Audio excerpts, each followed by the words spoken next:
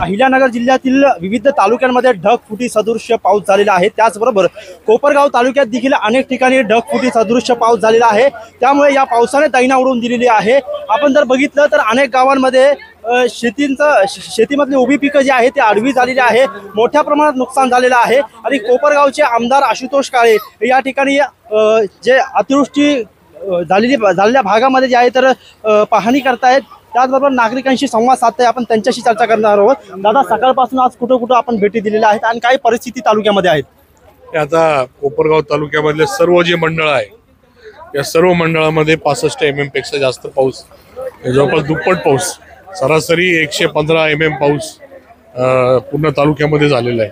त्याच्यामुळे अतिवृष्टी झाल्यामुळं मोठ्या प्रमाणामध्ये सर्व शेतकऱ्यांचे सोयाबीन असेल, कापूस असेल, मका असेल, ऊसाचं मोठ्या प्रमाणामध्ये नुकसान झालेलं आहे। काही ठिकाणी जे नैसर्गिक स्रोत होते त्याला काही ठिकाणी अडथळा असल्यामुळं बऱ्याच शेतांमध्ये पाणी गेलेलं आहे आणि अजूनही पाणी वाहत आहे आणि बऱ्याच गावांमध्ये ही परिस्थिती आपल्याला पाहायला मिळाली। मी जवळपास सकाळपासून 7-8 गावांमध्ये जाऊन आलो आणि बऱ्याच प्रमाणामध्ये लोकवस्तीमध्ये नुकसान झालेलं आहे।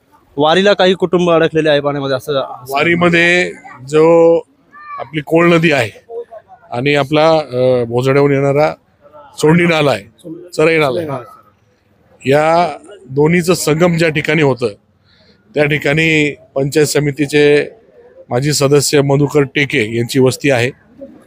ते त्या ठिकाणी अडकलेले त्यांच्या कुटुंबासह, त्याच्या बाजूला 2-3 वस्त्या आहे, ते लोक तिथून बाहेर निघू शकले, परंतु मधुकर तात्या टेके ते अजूनपर्यंत अडकलेले आहे।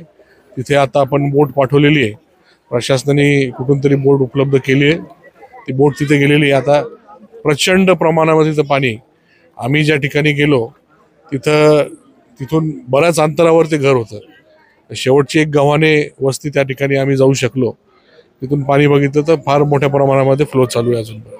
आपण जर बघितलं तर आपण धोत्र्या गावामध्ये सध्या आहात आणि या ठिकाणी ट्रॅक्टरमधून संपूर्ण गावामध्ये तुम्ही फिरलात, पाहणी केलेली आहे। घरांमध्ये काय नुकसान झालेलं आहे काय सांगा? आता जो काही नैसर्गिक ओढा आहे त्याच्यामध्ये बऱ्याच ठिकाणी अडथळा आहे आणि गावाच्या दक्षिणेला एक ठिकाणी तहसीलदार साहेब म्हटले का कोणीतरी अतिक्रमण करून का नैसर्गिक स्रोत जो आहे किंवा नैसर्गिक नाला आहे याच्यामध्ये वळण केल्यामुळं ही परिस्थिती धोत्र्या गावामध्ये सातत्याने होते आणि म्हणून जे कोणी त्याच्यामध्ये अडथळा आणतील त्याच्यामध्ये त्यांच्याकडनं सहकार्याची अपेक्षा आहे। त्याच्यामुळं दरवर्षी हे जे काही अतिवृष्टी होऊन सगळ्या गावामध्ये हे नुकसान होतं ते होणार नाही। त्याच्यामुळे सगळ्यांना आव्हान आहे का आपण तो ओढा काढण्यासाठी सहकार्य करावं। आपण जर बघितलं तर दसरा आणि दिवाळी सारखं सण जे आहे तर आता जवळच येऊन ठेपलेला आहे आणि अशा परिस्थितीत बळीराजा अडचणीत आलेला आहे। काय एकंदरीत आपण मदतीसाठी कराल? तर सरकारने आता पंचनामा म्हणजे शेतात जाण्याचं काम नाही राहिलेलं, सरळ सोयाबीनचे किती क्षेत्र आहे प्रत्येक गावामध्ये, कपाशीचं किती क्षेत्र आहे, मक्याचं किती क्षेत्र आहे, हे डायरेक्ट क्षेत्रावाईज तेवढं नुकसान तर झालेलंच आहे। कारण सोंगणीला जस्ट सुरुवात झालेली होती, त्याच्यामुळे सोंगणीचा विषय आता राहिलेला नाही, त्याच्यामुळे हे 100% नुकसान सर्वांचं झालेलं आहे। अतिवृष्टी झाल्यामुळं हे सर्व परिस्थिती त्या ठिकाणी निर्माण झालेली आहे। प्रशासनाला काही सूचना आहेत? प्रशासनाला हेच सांगितलं का आपण आता पंचनामे फील्डवर करण्याच्या भानगडीत न पडता सरसकट सर्वांचे पंचनामे करून घ्यावे। आपण जर बघितलं तर गोदावरी नदीच्या पाणी पातळीमध्ये सध्या मोठ्या प्रमाणात वाढ होत चाललेली आहे, तर नदीकाठच्या गावांना तुम्ही काय आवाहन कराल? हे विशेषतः आपलं कोपरगाव शहर आहे, 4 वाजता 87,000चं डिस्चार्ज नांदूर बंदुशरचा इथे आहे, 80,000ला माझ्या मते छोटा पूल याच्यावर पाणी जात असतं तर त्याला खेटत असतं। तर माझं आव्हान आहे नागरिकांना का छोटा पूल वापरायचं बंद करावा। जे आपला पूर्ण 105चा भाग असेल किंवा गावठाणातला भाग असेल या सर्व नागरिकांनी जर गरज पडली तर स्थलांतर होण्याची तयारी ठेवली पाहिजे। आणि आता नाशिकलाही पाऊस चालू आहे, आपण ऐकतोय का येवला नांदगाव त्या भागातही पाऊस चालू आहे, त्याच्यामुळे हे सर्व पाणी आपल्याकडे येणार आहे।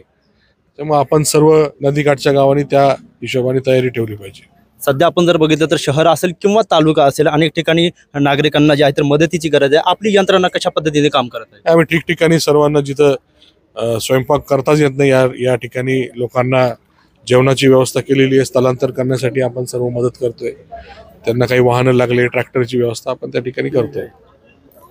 नक्कीच आपण या ठिकाणी जर पाहिलं तर आपण धोत्रे गावामध्ये सध्या आहोत आणि या ठिकाणची परिस्थिती पाहिली तर अनेक घरांमध्ये पाणी घुसलेलं आहे. त्याचबरोबर तालुक्यामध्ये अनेक गावांमध्ये जे आहे तर शेतीचं मोठ्या प्रमाणात नुकसान झालेलं आहे. त्यामुळे ही सर्व परिस्थिती पाहता सरसकट आता मदत मिळाली पाहिजे अशा सूचना ज्या आहेत प्रशासनाला केलेल्या आहे. अशा प्रकारची माहिती या ठिकाणी आमदार आशुतोष काळे यांनी दिलेली आहे. त्याचबरोबर नदी काठच्या गावांना जे आहे तर सतर्कतेचा इशारा देण्यात आलेला आहे. त्याचबरोबर आमची यंत्रणा देखील मदतीसाठी कार्य करत असल्याचं आमदार आशुतोष काळे यांनी स्पष्ट केलेलं आहे. कॅमेरा पर्सन अनिल सह मोबिन खान, माय न्यूज, कोपरगाव.